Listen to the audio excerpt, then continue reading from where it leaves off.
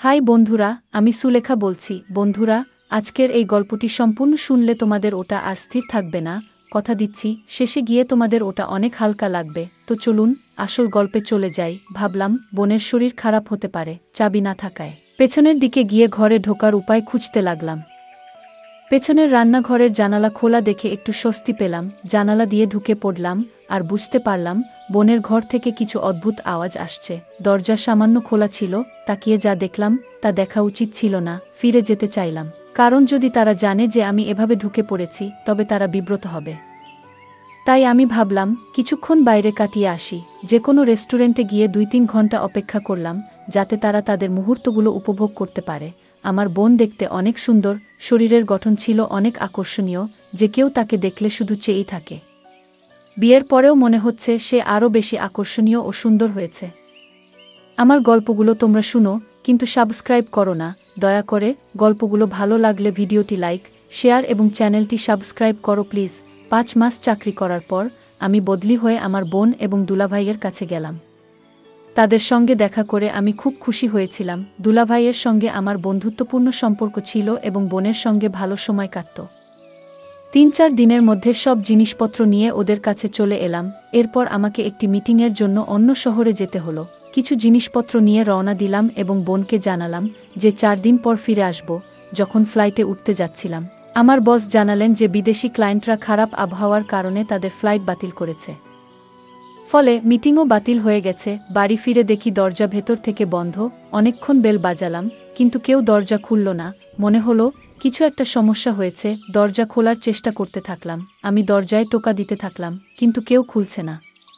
একটু চিন্তিত হলাম, কারণ আমার বোন হয়তো একাই ছিল, আর জামাইও প্রায়ই কাজে বাইরে থাকে, ছেলেমেয়েরা হয়তো স্কুলে। ভাবলাম বোনের শরীর খারাপ হতে পারে। চাবি না থাকায় পেছনের দিকে গিয়ে ঘরে ঢোকার উপায় খুঁজতে লাগলাম। পেছনে রান্নাঘরের জানালা খোলা দেখে একটু স্বস্তি পেলাম। জানালা দিয়ে ঢুকে পড়লাম। ভেতরে ঢুকে টেবিলে কিছু দেখতে পেলাম না, আর বোনের ঘর থেকে কিছু অদ্ভুত আওয়াজ আসছে। দরজা সামান্য খোলা ছিল, তাকিয়ে যা দেখলাম তা দেখা উচিত ছিল না। ফিরে যেতে চাইলাম, কারণ যদি তারা জানে যে আমি এভাবে ঢুকে পড়েছি তবে তারা বিব্রত হবে। তাই আমি ভাবলাম কিছুক্ষণ বাইরে কাটিয়ে আসি। যে কোনো রেস্টুরেন্টে গিয়ে ২-৩ ঘন্টা অপেক্ষা করলাম, যাতে তারা তাদের মুহূর্তগুলো উপভোগ করতে পারে।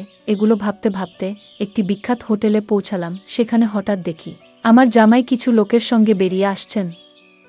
তাকে দেখে আমি অবাক হলাম। তিনি আমাকে দেখে বললেন, তুমি এখানে কি করছো?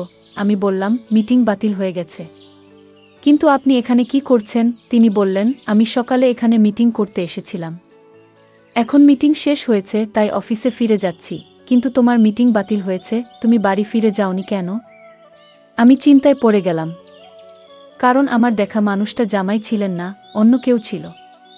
মাথায় নানা প্রশ্ন ঘুরছিল। হঠাৎ আমার জামাই আমাকে জাগিয়ে বললেন, তুমি কি ভাবছো?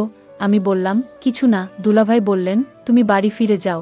আমি কিছু বুঝতে পারছিলাম না, কি বলবো। ভাবলাম আমি এখানে কিভাবে এসেছি তা বলবো না। সেদিনেই তার ফেরার কোনো সম্ভাবনা নেই, কিন্তু আমি কেন এসব জিজ্ঞেস করছি সেটাও বললাম না। শুধু বললাম, এমনি জিজ্ঞেস করলাম। খাবার খেয়ে চুপচাপ আমার রুমে বসে রইলাম, কিন্তু মনে বারবার সেই দৃশ্যই ঘুরছিল। ভাবছি বোনকে জিজ্ঞেস করা উচিত কেন সে নিজের হাতে গড়া সংসার নষ্ট করতে চাইছে। সে তো এত ভালো, স্বামীর প্রতি এত সম্মান, কোনো কিছুর অভাব হতে দেয় না, তাহলে কেন তাকে এভাবে ঠকাচ্ছে? কিন্তু আমি কিছু জিজ্ঞেস করতে পারিনি, কারণ পুরোপুরি নিশ্চিত নই কতটুকু সত্য বুঝতে পারছি না। তখন থেকে বোনের প্রতি নজর দিতে শুরু করলাম। লক্ষ্য করলাম রাতের সবাই ঘুমিয়ে পড়লে সে বারান্দায় গিয়ে কারো সাথে ফোনে কথা বলে। এতে নিশ্চিত হলাম তার জীবনে অন্য কেউ আছে। আমার বস আমাকে জরুরি মিটিংয়ের জন্য একটি বড় হোটেলে পাঠিয়েছিলেন। মিটিং শেষ করে বেরোতে যাচ্ছিলাম, তখন দেখি বোন রিসেপশনে দাঁড়িয়ে আছে। সে লুকিয়ে একটি রুমে ঢুকে গেল। আমি নিচে অপেক্ষা করতে লাগলাম। প্রায় ২ ঘন্টা পর সেই রুম থেকে একজন লোক বের হলো। তাকে আগে কখনো দেখিনি। লোকটা চলে যাওয়ার পর বোনও হোটেলের বাইরে দাঁড়িয়ে রইল। কিছুক্ষণ পর একটা ট্যাক্সি এলো, আর বোন তাতে উঠে চলে গেল। আমিও আরেকটা ট্যাক্সি ডেকে তার ট্যাক্সিকে অনুসরণ করতে বললাম। মনে হলো বোন বাড়ি যাচ্ছে। বোনের ট্যাক্সি এগিয়ে যাচ্ছিল, আর আমি লুকিয়ে পিছু নিলাম। ট্যাক্সি এক হোটেলের সামনে গিয়ে থামল। বোন লিফট দিয়ে একটি রুমে ঢুকলো এবং প্রায় ২-৩ ঘন্টা পর বেরিয়ে এলো। তাকে দেখে হতবাক হলাম, কারণ তার সঙ্গে ছিল আমার বড় ভাই সুমন। বোন এবং ভাই কেন হোটেলের রুমে দেখা করছিল বুঝতে পারছিলাম না। তারা আলাদা ট্যাক্সি নিয়ে চলে গেল, আর আমি ভাবতে লাগলাম, এতগুলো পুরুষের সাথে বোনের সম্পর্ক কি? আমি কখনো বোনের চরিত্র নিয়ে সন্দেহ করিনি, কিন্তু আজ যা দেখলাম তা আমাকে ভাবিয়ে তুল। বোনকে জিজ্ঞেস করলাম, কেন এত মন খারাপ? সে বলল, বাসায় একঘেয়ে লাগে। তুমি কাজে আর বাচ্চারা স্কুলে, তোমাদের কারো কাছে আমার জন্য সময় নেই। একদিনের জন্য ছুটি নাও, আমরা সবাই মিলে কোথাও যাই।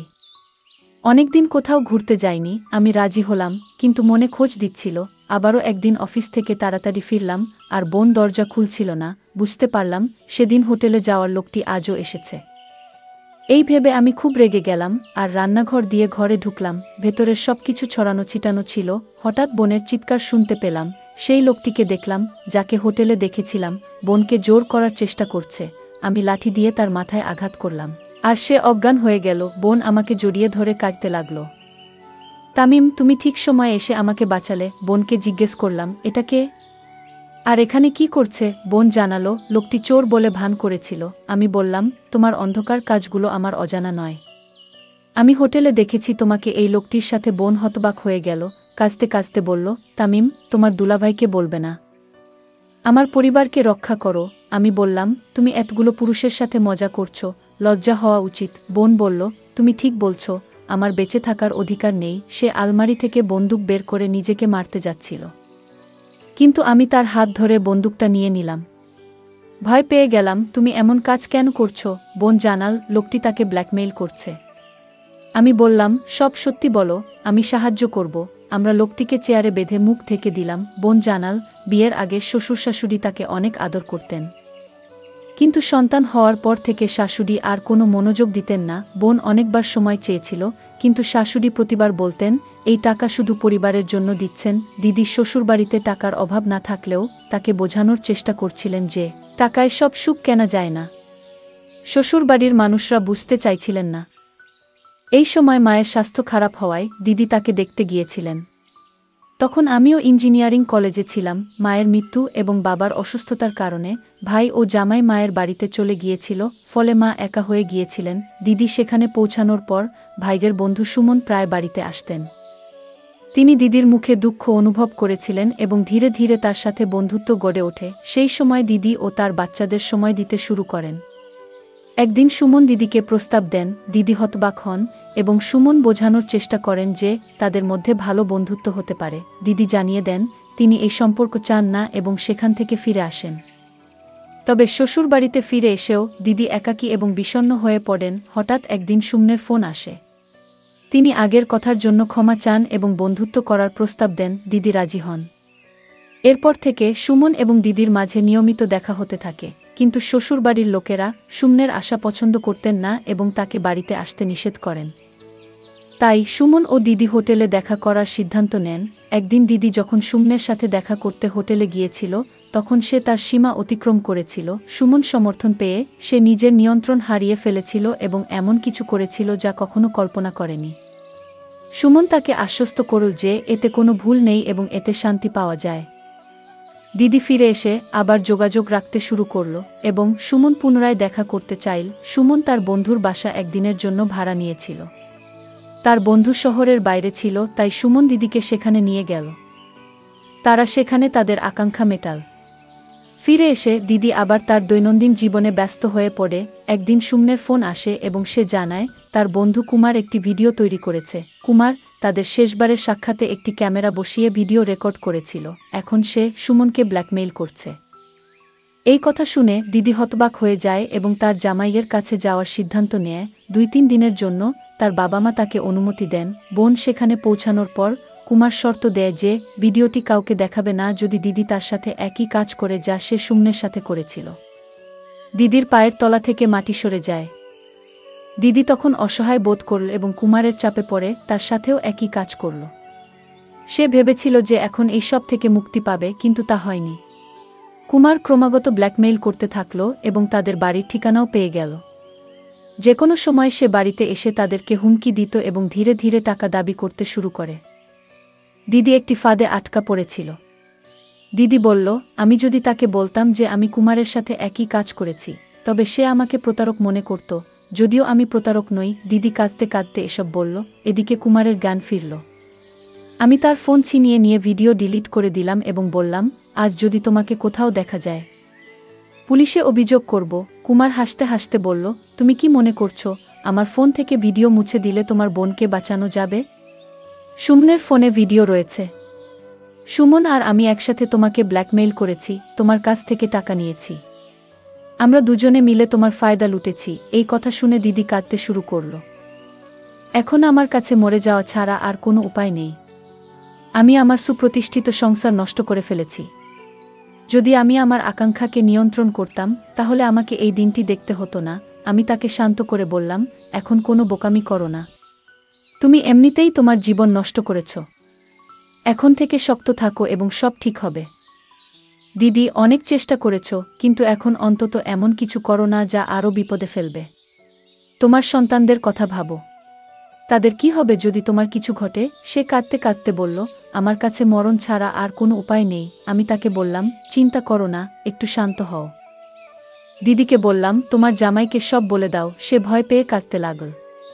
আমি তা করতে পারবো না, সে আমাকে তালাক দেবে। আমি বললাম, তুমি যদি সত্যতা না বলো তাহলে কোনো উপায় নেই। কুমার তখনও দিদিকে ব্ল্যাকমেইল করার চেষ্টা করছিল। হঠাৎ দিদির ফোন উঠল। সে ভয় পেয়ে গেল। আমি তাকে বললাম, চিন্তা করো না, কল ধরো। তিনি কলটি ধরলেন এবং জানলেন যে তারা 2 ঘন্টার মধ্যে বাড়ি পৌঁছাবেন। আমি বললাম, তুমি সবকিছু ঠিকঠাক রাখো।